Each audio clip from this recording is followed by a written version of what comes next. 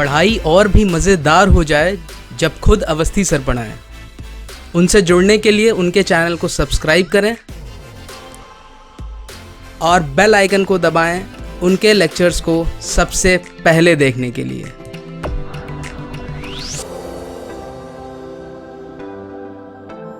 Hi everyone, welcome back to the next lecture of physics. आज के lecture में बच्चों we are going to take up the topic that is potentiometer. Last lecture में we have studied meter bridge. हम meter bridge पढ़ चुके हैं, Wheatstone bridge पढ़ चुके हैं। This happens to be the last topic of DC circuits. चलिए start करते हैं। सबसे पहले बच्चों, पोटेंशियोमीटर हम क्यों यूज करते हैं ये जानना बहुत जरूरी है। पोटेंशियोमीटर का इस्तेमाल करते हैं हम किन्हीं भी दो पॉइंट्स के बीच में पोटेंशियल डिफरेंस को नापने के लिए या किसी सेल के एक्चुअल ईएमएफ को मेजर करने के लिए। Now the big question is, इस काम के लिए तो बच्चों मेरे पास ऑलरेडी वोल्टमीटर है, then why are we using another device? The answer to the question is, see the basic difference between a voltmeter and potentiometer is, voltmeter जब हमारा कोई रीडिंग लेता है तो voltmeter itself draws a current. हमारा voltmeter भी कुछ current लेता है। इससे क्या होता है, अगर कोई इंस्ट्रूमेंट सर्किट से करंट ले रहा है तो बच्चों उस इंस्ट्रूमेंट पर भी तो कोई वोल्टेज ड्रॉप होगा।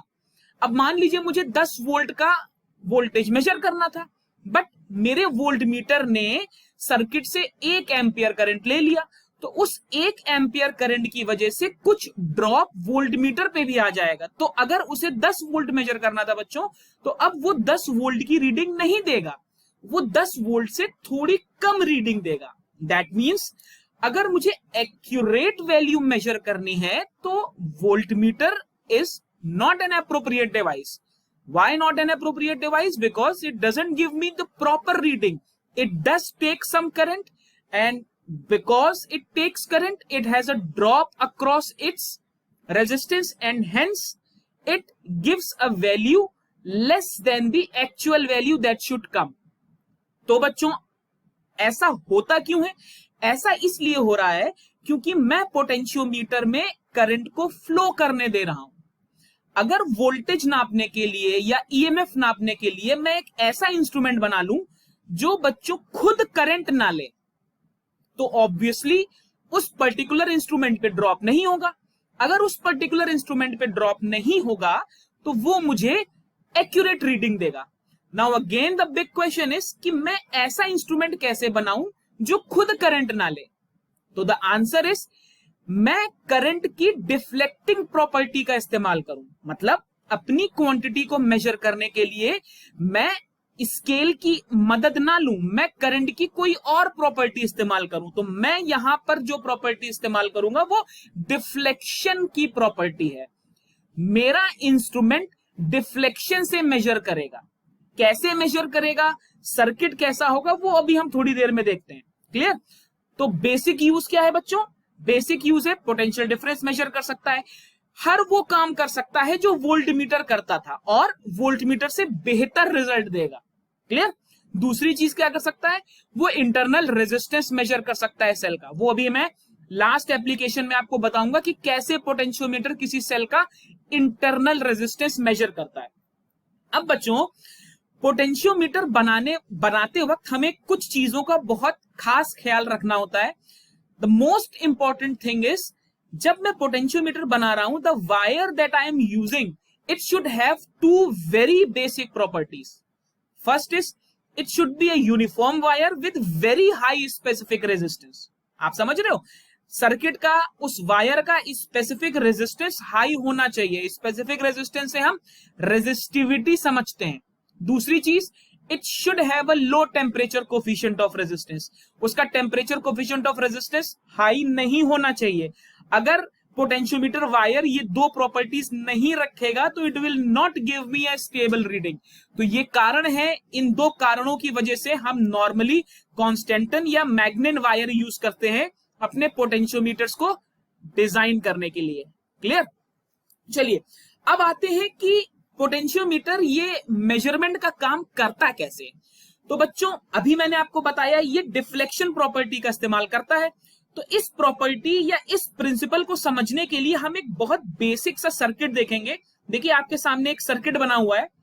इस सर्किट में बच्चों अगर मैं आपसे बोलूं कि E1 की वैल्यू E2 से बड़ी है, मतलब इस सेल का ईएमएफ ज्यादा है, तो ऑब्वियसली यहां से जो करंट निकलेगी वो ज्यादा होगी, राइट।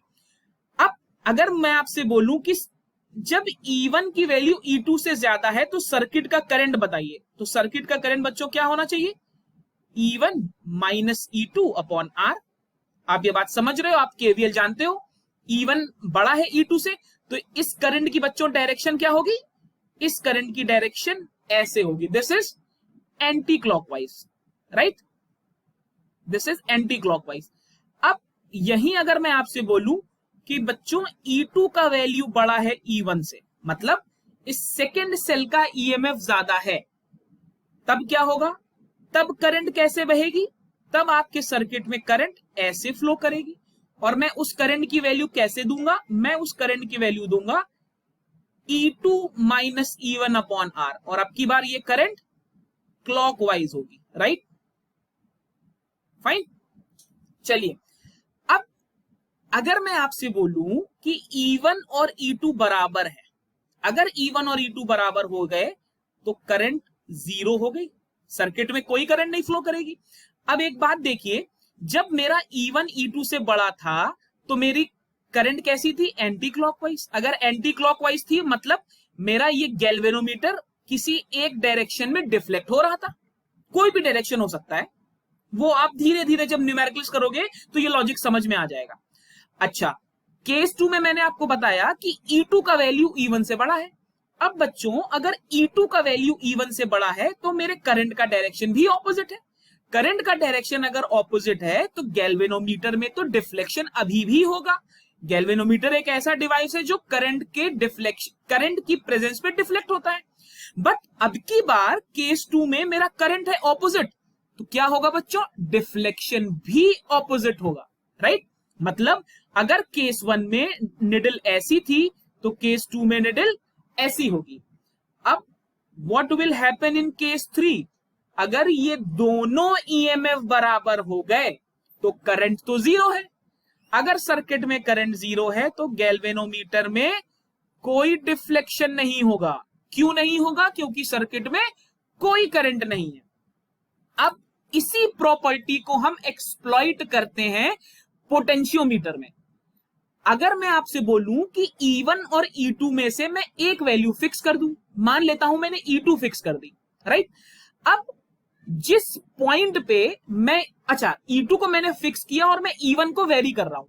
अब E1 को मैं वेरी कर रहा हूं और E1 की किसी एक वैल्यू पर मैं देखता हूं कि गैल्वेनोमीटर में कोई डिफ्लेक्शन नहीं है।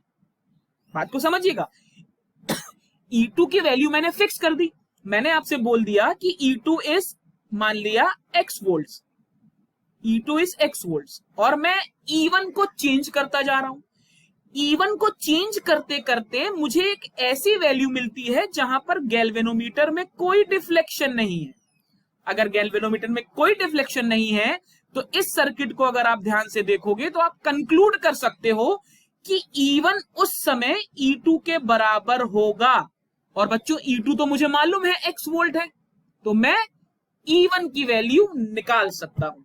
यही कॉन्सेप्ट हम यूज करते हैं बच्चों पोटेंशियोमीटर के बेसिक प्रिंसिपल को पढ़ने के लिए।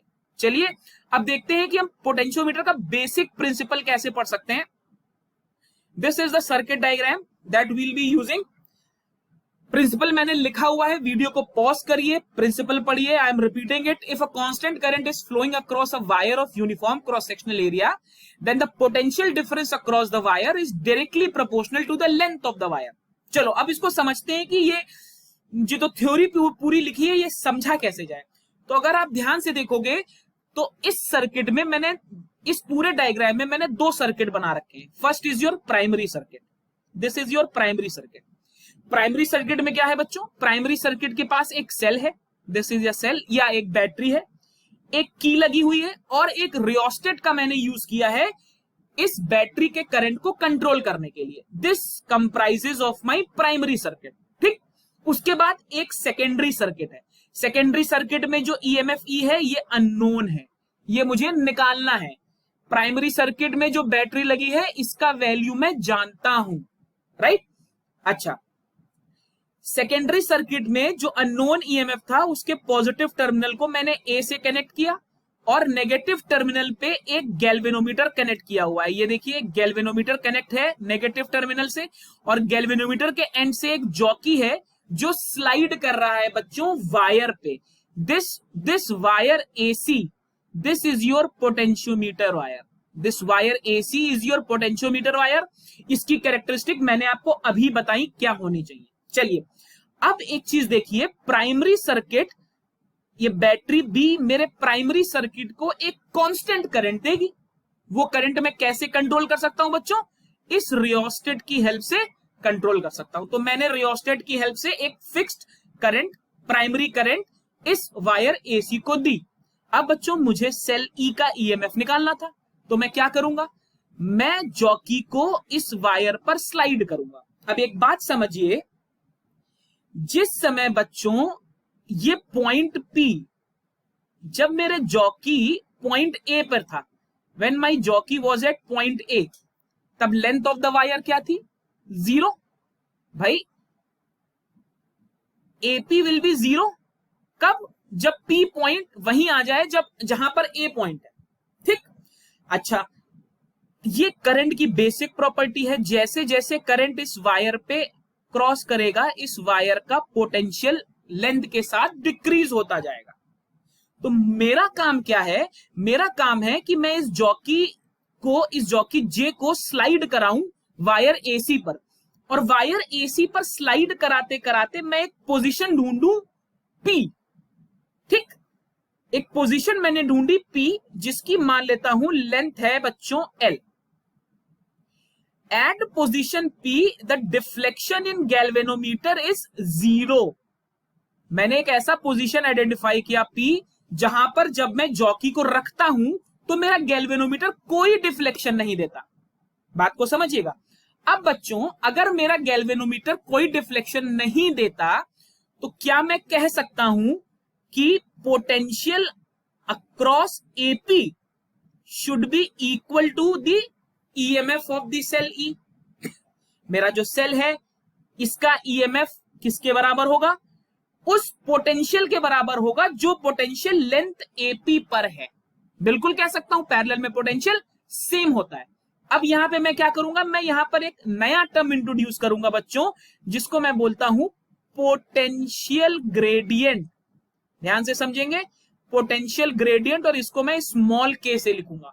पोटेंशियल ग्रेडियंट की वैल्यू होती है वोल्टेज पर यूनिट लेंथ, मतलब total voltage, V is the net voltage, right. मुझे या तो क्वेश्चन में गिवन होगा या मैं प्राइमरी सर्किट में केवीएल लगा के निकाल लूंगा। वो जब न्यूमेरिकल करोगे तो समझ में आ जाएगा। और L is the length of the wire, ठीक। तो यहां से बच्चों मुझे पोटेंशियल ग्रेडियंट मिल जाएगा, ठीक। अच्छा, अगर मैं पोटेंशियल ग्रेडियंट का मतलब हुआ potential per unit length, right. अगर मैं इसको पोटेंशियल ग्रेडियंट को मल्टीप्लाई कर दूं लेंथ एल से, एल क्या थी? एपी की लेंथ, तो बच्चों मुझे क्या मिल जाएगा? पोटेंशियल अलोंग एपी मिल जाएगा। और वीएपी किसके बराबर है?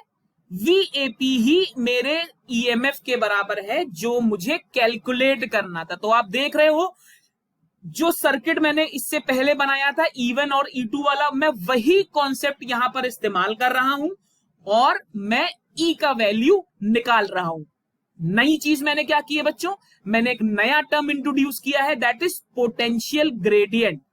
This is a new term, potential gradient, which is potential per unit length. अगर मुझे पोटेंशियल ग्रेडियंट पता है और मुझे वो लेंथ पता है बच्चों जहां पर गैल्वेनोमीटर का डिफ्लेक्शन 0 है, तो जब मैं उस लेंथ को पोटेंशियल ग्रेडियंट से मल्टीप्लाई करूंगा तो मुझे उस लेंथ के अक्रॉस पोटेंशियल पता चल जाएगा और वही पोटेंशियल बच्चों मेरे ईएमएफ के बराबर होगा। क्लियर है? तो ये बेसिक फंडा है जो हम यूज करते हैं पोटेंशियोमीटर के प्रिंसिपल के तौर पर। चलिए अब आगे के कुछ पॉइंट्स देखते हैं। The next important point that needs to be discussed is the sensitivity of potentiometer. देखो बच्चों, चाहे मैं पोटेंशियोमीटर की बात करूं, चाहे वोल्ट मीटर की बात करूं, या किसी भी मेजरिंग इंस्ट्रूमेंट की बात करूं, किसी भी मेजरिंग इंस्ट्रूमेंट की सेंसिटिविटी का मतलब है कि वो कितनी छोटी सी छोटी रीडिंग ले सकता है। भाई ज्यादा सेंसिटिव का मतलब अगर जरा सा भी वेरिएशन आए तो मेरा इंस्ट्रूमेंट उसको रीड कर ले। तो मेरा पोटेंशियोमीटर क्या कर रहा है? मेरा पोटेंशियोमीटर पोटेंशियल डिफरेंस मेजर कर रहा है। तो मैं सेंसिटिविटी अगर डिफाइन करूं तो क्या चाहूंगा? मैं तो यही चाहूंगा कि smallest of the potential change should be detected by my potentiometer. So the sensitivity of your potentiometer is the smallest potential difference that it can measure. Fine. अब बहुत इंपॉर्टेंट पैरामीटर है। देखिए, बहुत से बच्चों को लगता है कि उन्हें यह टर्म याद रखना पड़ेगा कि सेंसिटिविटी पोटेंशियल ग्रेडियंट के इनवर्सली प्रोपोर्शनल है। अब आप एक बात बताओ, पोटेंशियल ग्रेडियंट क्या था? पोटेंशियल ग्रेडियंट था पोटेंशियल पर यूनिट लेंथ। ये आपके सामने पोटेंशियल ग्रेडियंट लिखा हुआ है, पोटेंशियल पर यूनिट लेंथ। अब पर यूनिट लेंथ पोटेंशियल जितना छोटा होगा, मतलब मैं जितना स्मॉलेस्ट पार्ट कर सकता हूं पर यूनिट लेंथ पोटेंशियल का, उतना ही बेटर रीडिंग दे देगा मेरा इंस्ट्रूमेंट। अगर बेटर रीडिंग दे देगा तो मैं क्या बोलूंगा? उतना ही ज्यादा सेंसिटिव हो गया मेरा इंस्ट्रूमेंट। तो अगर मैं अपने इंस्ट्रूमेंट की सेंसिटिविटी की बात करूं बच्चों, तो ज्यादा सेंसिटिव मेरा इंस्ट्रूमेंट कब होगा? जब वो छोटे से छोटा पोटेंशियल चेंज मेजर कर सके। दैट मींस मेरा सेंसिटिविटी पोटेंशियल ग्रेडियंट के इनवर्सली प्रोपोर्शनल होना चाहिए। This is a very important point. Now the question is, मैं अपने इंस्ट्रूमेंट का सेंसिटिविटी कैसे चेंज कर सकता हूं? तो बच्चों, पोटेंशियल ग्रेडियंट का फॉर्मूला मुझे मालूम है। मैं जानता हूं कि सेंसिटिविटी को मैक्सिमाइज करने के लिए मुझे के को मिनिमम रखना है। अब अगर मैं आपको दो केस समझाता हूं। केस वन में अगर मैं बोलूं V इज कांस्टेंट, अगर मैं कह दूं कि पोटेंशियल कांस्टेंट है और मुझे के को कम करना है, तो मैं क्या करूं? ऑब्वियसली मैं L को बढ़ा दूं। मतलब अगर मैं अपने पोटेंशियोमीटर वायर की लेंथ को बढ़ाऊंगा तो उसका पोटेंशियल ग्रेडियंट कम होगा, और पोटेंशियल ग्रेडियंट कम होगा इसीलिए उसकी सेंसिटिविटी बढ़ेगी। ये पहला केस है। केस टू, अगर मैं आपसे कह दूं कि भाई L इज कांस्टेंट, मतलब मैं लेंथ को नहीं बदल सकता या नहीं बदलना चाहता, लेकिन मैं चाहता हूं कि सेंसिटिविटी बढ़ जाए। देखिए, इसको ध्यान से समझिएगा। मैं बिना लेंथ को बदले सेंसिटिविटी बढ़ाना चाहता हूं। इसका मतलब ये तो चीज कांस्टेंट हो गई, दिस L इज कांस्टेंट। तो अब चेंज कहां पे ला सकता हूं? V में ला सकता हूं। V किन पैरामीटर्स पे डिपेंड करता है? V दो ही चीजों पे डिपेंड करता है। V is equal to IR। अब रेजिस्टेंस तो मैं फिक्स कर दूंगा। क्यों फिक्स कर दूंगा? ऑब्वियसली मैं अगर रेजिस्टेंस को ही वेरी कर दूंगा तो यूनिफॉर्मिटी नहीं रह जाएगी। रेजिस्टेंस को फिक्स रखने के लिए ही मैंने यूनिफॉर्म वायर लिया था, अगर आपको याद हो। मैंने कंस्ट्रक्शनल कंस्ट्रेंट्स में आपको बताया था कि uniform wire with low temperature coefficient of resistance, मैंने आपको बताया था कि वायर यूनिफॉर्म है। वायर यूनिफॉर्म है तो लेंथ फिक्स्ड है। भाई लेंथ को मैंने फिक्स कर दिया। ठीक, आप ऐसे देखो, R is equal to rho L upon A। Length को मैंने फिक्स कर दिया। ठीक, एरिया यूनिफॉर्म है, रो डिपेंड करता है मटेरियल पे, ये बदल नहीं सकता, तो बेटा रेजिस्टेंस भी नहीं बदलेगा। बट मैं तो वोल्टेज के थ्रू इसको चेंज करना चाहता हूं। चेंज में भी क्या लाना चाहता हूं? मैं के को कम करना चाहता हूं। तो मेरे पास एक ही ऑप्शन बचता है बच्चों। वो क्या ऑप्शन है? कि मुझे बेटा करंट को कम करना पड़ेगा। मुझे करंट को कम करना पड़ेगा। I is decreased. अच्छा, करंट को तो मैं कम कर सकता हूं। करंट को तो मैं कम कर सकता हूं। कैसे कम कर सकता हूं? मैंने रियोस्टेट लगा रखा है। मैंने प्राइमरी सर्किट में बच्चों रियोस्टेट लगा रखा है। वो इसीलिए लगाया था ताकि मैं करंट को कंट्रोल कर पाऊं। ये देखिए, यहां से मैं करंट को कंट्रोल कर सकता हूं। दैट मींस अगर मुझे सेंसिटिविटी बढ़ानी है अपने पोटेंशियोमीटर की, तो मुझे उसका पोटेंशियल ग्रेडियंट कम करना है और पोटेंशियल ग्रेडियंट कम करने के लिए मेरे पास दो ऑप्शन है, या तो मैं लेंथ को इंक्रीज कर दूं पोटेंशियल को कांस्टेंट करके, या मैं लेंथ को कांस्टेंट करके करंट को डिक्रीज कर दूं। क्लियर है बच्चों? तो ये था बेसिक पोटेंशियोमीटर का। अब हम इसके कुछ एप्लीकेशंस देखते हैं। दो एप्लीकेशंस आपके सिलेबस में है, मैं आपको दोनों एप्लीकेशंस फटाफट से बताता हूं। चलिए बच्चों, अब हम फटाफट एप्लीकेशंस देखते हैं पोटेंशियोमीटर के। देखिए, बेसिक हम पोटेंशियोमीटर का देख चुके हैं कि कैसे हम अननोन ईएमएफ निकालते हैं। इस आर्टिकल में हम देखेंगे कि कैसे हम दो सेल्स के ईएमएफ को कंपेयर करते हैं। अगर आप सर्किट डायग्राम में देखिए तो दो सेल्स बने हैं E1 और E2 जिनके ईएमएफ हैं।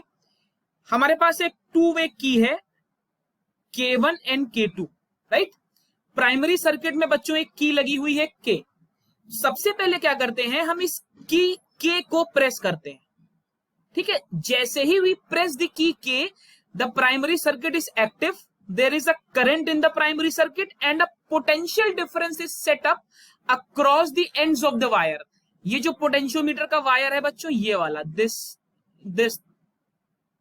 AC वायर, जैसे ही मैं की को प्रेस करता हूं इस वायर पर एक पोटेंशियल डिफरेंस बच्चों सेट हो जाता है। क्लियर? अब as I have already mentioned, मेरे पास एक टू वे की है। सबसे पहले मैं क्या करता हूं बच्चों, K1, दिस K1 को मैं प्रेस करता हूं और K2 को ओपन रखता हूं। तो जैसे ही मैं K1 को प्रेस करता हूं मेरा E1 इफेक्टिव हो जाता है, राइट। अब अगेन मैं जॉकी को स्लाइड करूंगा और नल पोजीशन आइडेंटिफाई करूंगा। मान लेता हूं कि वो नल पोजीशन है L1 पे। तो जब मेरा E1 एक्टिव था तो मेरी नल पोजीशन आ गई बच्चों L1 पे। तो by the basic principle E1 should be equal to K into L1, right. ये हमारा बेसिक प्रिंसिपल है। Potential should be equal to the potential gradient into the length, ठीक। उसके बाद बच्चों, सिंस ये टू वे स्विच था मेरे पास, टू वे की थी, तो अब की बार मैंने क्या किया, अब की बार मैं K2 को क्लोज करता हूं और K1 को ओपन करता हूं। तो जब मैं K2 को क्लोज करता हूं तो मेरा EMF E2, मेरा सेल E2 एक्शन में आ जाता है। मैं अगेन जॉकी को स्लाइड करता हूं और नल पोजीशन निकालता हूं। अब की बार I get E2 is equal to KL2। Now very simple, I divide both the equations, तो I get E1 upon E2 is equal to L1 upon L2। E1 और E2 ही मेरे अननोन सेल्स के EMF हैं। इनका ratio किसके बराबर आ गया, L1 upon L2। और L1 और L2 तो मैंने बच्चों एक्सपेरिमेंटली मेजर किया हुआ है, मेरे पास वो रीडिंग है। तो by the value of L1 and L2 I can compare the EMFs of two cell। अब यहीं पर देखो, अगर E1 और E2 में से मैं एक स्टैंडर्ड सेल ले लूं, स्टैंडर्ड सेल मतलब एक ऐसा सेल जिसका EMF मुझे मालूम है, तो अगर E1 और E2 में से एक स्टैंडर्ड सेल हो गया तो ऑटोमेटिकली उसकी वैल्यू फिक्स हो गई। जब बच्चों उसकी वैल्यू फिक्स हो गई तो दूसरा वैल्यू मैं निकाल सकता हूं। मान लेता हूं कि मैंने E2 को फिक्स कर दिया, तो E1 कितना आ जाएगा, E1 is equal to E2 L1 upon L2। E2 अगर मेरा प्राइमरी या स्टैंडर्ड सेल था तो मैं अननोन सेल का EMF निकाल सकता हूं। तो आप देख रहे हैं एक ही सर्किट डायग्राम से मैंने दोनों चीजें देख ली कि कैसे मैं EMF कंपेयर कर सकता हूं और कैसे बच्चों में EMF निकाल सकता हूं। चलिए अब आते हैं दूसरे एप्लीकेशन पर। This is again a very important application. This application says that by the help of a potentiometer I can determine the internal resistance of a cell. तो बच्चों जिस सेल का इंटरनल रेजिस्टेंस मुझे निकालना था वो सेल है E। This is the cell और E उसका इंटरनल रेजिस्टेंस है। सर्किट बिल्कुल वैसे ही कनेक्ट है जैसे मैंने पहले कनेक्ट किया था। मैं की K को प्रेस करके सर्किट को ऑन करूंगा, करंट फ्लो करेगा और एक पोटेंशियल स्टैब्लिश हो जाएगा वायर A और C के बीच में। क्लियर है? अब यहां पर ध्यान दीजिए, मैंने इस सेल के अक्रॉस एक रेजिस्टेंस बॉक्स लगा रखा है और रेजिस्टेंस बॉक्स को ऑन रखने के लिए मैंने एक की लगा दी है K1। जब मैं की को क्लोज करूंगा तब ये वाला arm, this arm will be effective, otherwise the arm will not be effective. तो सबसे पहले बच्चों मेरी की K तो हमेशा क्लोज रहेगी क्योंकि ये मेरे प्राइमरी सर्किट को एक्टिवेट कर रही है। तो की K को क्लोज रखते हुए सबसे पहले केस में मैंने यहां पर देखेंगे आप, तो मैंने K1 को ओपन किया। अब बच्चों अगर मैंने K1 को ओपन किया और जॉकी को स्लाइड कराकर एक लेंथ L1 आइडेंटिफाई की, तो ये मेरे ओपन सर्किट की कंडीशन हुई, और ओपन सर्किट पे मेरा इंस्ट्रूमेंट सिर्फ ईएमएफ मेजर करता है। तो इस पर्टिकुलर ऑपरेशन से मुझे सेल का ईएमएफ पता चल गया। क्लियर है? उसके बाद नेक्स्ट स्टेप में मैंने क्या किया, ये ध्यान से समझेंगे, this is an important step. Next step में बच्चों हमने क्या किया, अब की बार मैंने रेजिस्टेंस बॉक्स से एक रेजिस्टेंस निकाला R। ध्यान से देखेंगे, मैंने रेजिस्टेंस बॉक्स से एक रेजिस्टेंस निकाला R। ये वही रेजिस्टेंस है जो मेरे इक्वेशन 1 के फॉर्मूले में लिखा हुआ है। मैं इंटरनल रेजिस्टेंस का फॉर्मूला जानता हूं, सेल वाले आर्टिकल में, सेल वाले लेक्चर में मैं देख चुका हूं, मैंने वही फॉर्मूला सीधे उठा लिया। अब देखो इस स्टेप में मैंने क्या किया है, मैंने एक रेजिस्टेंस बॉक्स से रेजिस्टेंस उठाया R, और अब की बार बच्चों मैंने K1 को क्लोज किया। अब जैसे ही मैंने K1 को क्लोज किया, अब मेरा सर्किट, ये पूरा circuit now is no more an open circuit, और मैंने फिर से नल पॉइंट निकाला जॉकी को स्लाइड करा के। अब की बार मैंने माना कि वो नल पॉइंट आया लेंथ L2 पर। अब बच्चों अगर सर्किट ओपन नहीं है तो अब की बार तो मेरी रीडिंग पोटेंशियल की आएगी, टर्मिनल वोल्टेज की आएगी। ये बेसिक कॉन्सेप्ट है। ओपन सर्किट में ईएमएफ रीड करता है, अगर मैं सर्किट को क्लोज कर दूं तो टर्मिनल वोल्टेज रीड करता है। तो अब की बार मेरे पास टर्मिनल वोल्टेज की रीडिंग है। अब वेरी सिंपल, ये दोनों इक्वेशंस को मैं डिवाइड करता हूं तो I get L1 upon L2। ये E अपॉन V का वैल्यू यहां से उठा के मुझे इक्वेशन 1 में रख देना है, और इक्वेशन 1 में मैं रखूंगा वैल्यू, तो I get the value of internal resistance R। आपने देखा मुझे R की वैल्यू पता चल गई। अब देखो बच्चों प्रैक्टिकली हम इसमें करते क्या है, स्टेप 3 में मैं हर बार एक नया रेजिस्टेंस निकालूंगा। ऑब्वियसली मैं डिफरेंट रेजिस्टेंसेस निकालूंगा, और हर R की वैल्यू के लिए हर बार जब मैं एक नया R निकालूंगा तो मुझे उस R के लिए एक डिफरेंट इंटरनल रेजिस्टेंस की वैल्यू मिल जाएगी। इस तरीके से मैं कई रीडिंग्स लेता हूं, और मैं उन सभी रीडिंग्स का जब मीन ले लूंगा तो मेरा एरर रिड्यूस हो जाएगा और मुझे ज्यादा एक्यूरेट वैल्यू मिलेगी। ये बहुत बेसिक सा फंडा है बच्चों, जो सभी एक्सपेरिमेंट्स में फॉलो होता है। हम हमेशा मीन वैल्यू लेते हैं, बहुत सारी रीडिंग्स लेके उनका मीन ले लेते हैं। आपने लैब्स में भी ये देखा होगा। क्लियर है बच्चों? तो these are two basic applications of potentiometer जो आपके सिलेबस में है। अब बहुत ही ब्रीफ में हम कुछ प्रिकॉशंस देख लेते हैं जो हमें लेने पड़ते हैं while performing these two experiments. पहली चीज क्या है, प्राइमरी सेल का ईएमएफ बच्चों सेकेंडरी सेल के ईएमएफ से हमेशा बड़ा होना चाहिए। अगर ऐसा नहीं होगा तो नल पोजीशन कभी नहीं आएगी। क्लियर है? ये पहली चीज हमें ध्यान रखनी है। दूसरा, मैं डिस्कस कर चुका हूं, वायर यूनिफॉर्म होगा। अगर यूनिफॉर्म नहीं होगा तो रेजिस्टेंस कांस्टेंट नहीं रहेगा। दूसरा, current should be avoided for long duration. अगर बच्चों बहुत देर तक सर्किट में करंट फ्लो करता रहेगा तो मेरा पोटेंशियोमीटर वायर गर्म हो जाएगा, इट विल हीट अप, और हीट करते ही उसका रेजिस्टेंस वेरी कर जाएगा। क्लियर? तो मुझे ये ध्यान रखना है कि मैं बहुत लंबे समय तक उस पर करंट ना फ्लो कराऊं। Next, galvanometer should be shunted. अब अभी जब हम एमीटर और गैल्वेनोमीटर पढ़ेंगे तो आपको शंटिंग का मतलब समझ में आएगा। शंटिंग का मतलब होता है बच्चों, हम गैल्वेनोमीटर को ऐसे शंट करते हैं, शॉर्ट कर देते हैं। इससे क्या होता है, अगर गैल्वेनोमीटर की रेटिंग से ज्यादा का वैल्यू आ रहा है तो एक्स्ट्रा करंट पासेस, तो यहां से आपका गैल्वेनोमीटर सेफ रहता है और अपनी रेंज के बाहर नहीं जाता। Clear? Last but not the least, jockey should not be rubbed on the wire. अगर मैं जॉकी को वायर पर बहुत देर तक कंटिन्यूअसली रब करूंगा तो उस पर्टिकुलर पॉइंट पर एरिया वेरी कर जाएगा। अगर एरिया वेरी कर जाएगा बच्चों तो रेजिस्टेंस भी वेरी कर जाएगा। आई होप बच्चों आपको समझ में आया होगा। I have tried to make the lecture as interesting as possible. इसी के साथ पोटेंशियोमीटर से रिलेटेड बच्चों सभी कॉन्सेप्ट कंप्लीट हो जाते हैं। इसके बाद हम एमीटर वोल्टमीटर देखेंगे और कुछ न्यूमेरिकल्स देखेंगे। आई होप आपको लेक्चर समझ में आया होगा। अगर आपको लेक्चर इंटरेस्टिंग लग रहा है तो प्लीज सब्सक्राइब द चैनल। आपका सब्सक्रिप्शन हमें मोटिवेशन प्रोवाइड करता है so that we can come up with more interesting lectures in near future. Till then, Bachcha Party, stay safe, stay healthy, and most important, study well. Thank you.